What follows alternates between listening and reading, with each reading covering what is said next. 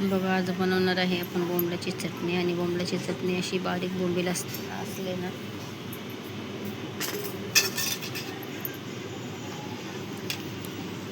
आणि हे ना एकदम छोटे छोटे बोंबील आहेत, मस्त असे बारीक वाकडे बोंबील. आणि आपल्याला काय मोठे बोंबील जास्त आवडत नाही, त्यामुळे मी छोटे छोटे बोंबील अशी चटणी वगैरे अशी बनवायसाठी छोटे आणत असते बघा. तर हे बघा अशी मस्त आपण आता साफ करून घेऊया बघा. आणि ही चटणी ना एकदम मस्त होते अशी कांद्यामध्ये. बोंबलाची चटणी बनवूया आपण आता.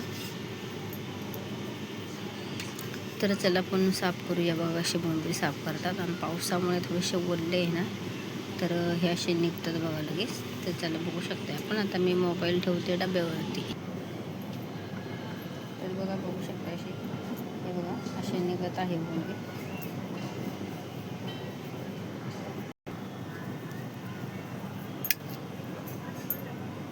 तर बघा, बघू शकता असे मस्त असे बघा तोडून काढूया आपण. असे मस्त निघत आहे आणि आपण थोडेसे नंतर मग चाकून असे कट करून घेऊया. तोपर्यंत असे ओले आहे ना पावसामुळे थोडेसे, तर निघतात हे लगेच.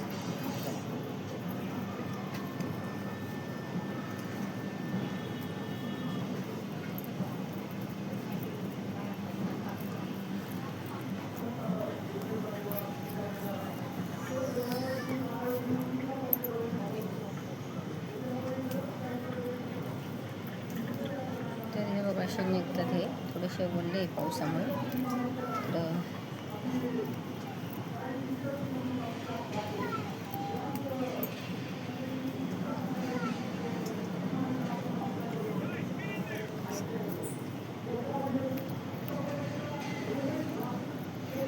तर हे बघा असे आपण मुंडके आहे ना त्यांचे असे तोडून घेऊया. आणि एवढे जास्त मोठ्या बोंबलाची चटणी म्हणजे अशी एवढी चव नाही लागत बघा. छोट्या बोंबलाची चटणी आहे ना, एवढी तर भारी चव लागते ना मस्त. ते खायला पण छोटे चांगले, आणि मोठे काय होतं ते बोंबील खाल्ल्यानं असे दाताखाली कचकच येतात. त्यामुळे आपल्याला मोठे बोंबील नाही जास्त मी आणत, कारण असे बोंबील आणते मी मीडियम, जास्त बारीक नाही, जास्त मोठे पण नाही. तर हे बघा बघू शकता असे मी बोंबीला सगळे साफ करून घेणार आहे. तर हे बघा असं चाकून आपण, हे बघा चाकूला पण जास्त धार आहे.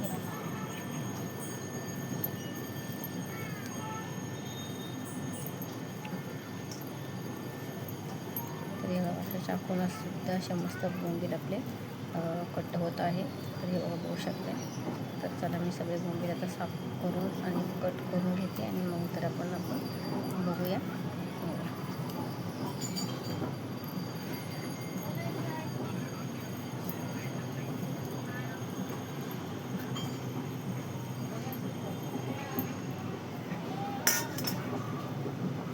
बघू शकते. आणि पाऊस पण आला आहे. हे बघा मी कसे मस्त असे बोंबील साफ करून घेतलेले आहे. तर हे बघा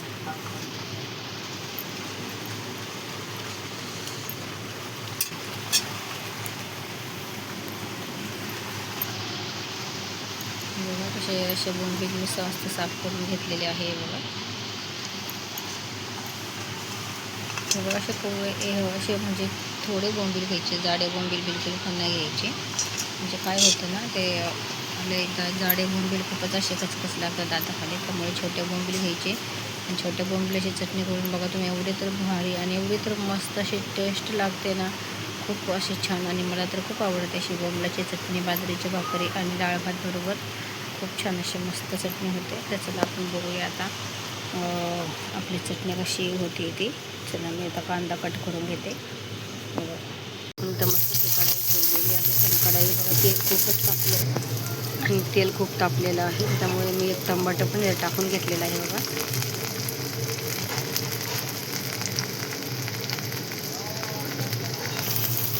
तर बघा बघू शकते आपण असे मस्त कांदा टमाटर आता मऊ करून घेणार आहे लाल. हे बघा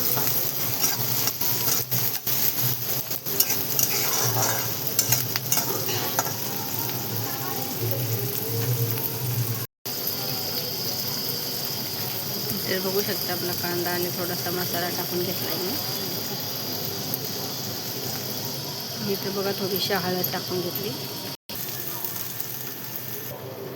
तर बघू शकते थोडंसं मीठ टाकून घेतले आणि सगळं असं परतून घेऊन आपण. चला बघा मस्त असे धुवून ठेवलेले बोंबील भाजून घेतलेले आणि धुवून पण घेतलेत. आता आपण हे टाकून घेऊ याच्यामध्ये आणि हे टाकल्याच्या नंतर छान असं परतून घेणारे सगळं मिक्स करून घेऊ बाजूला.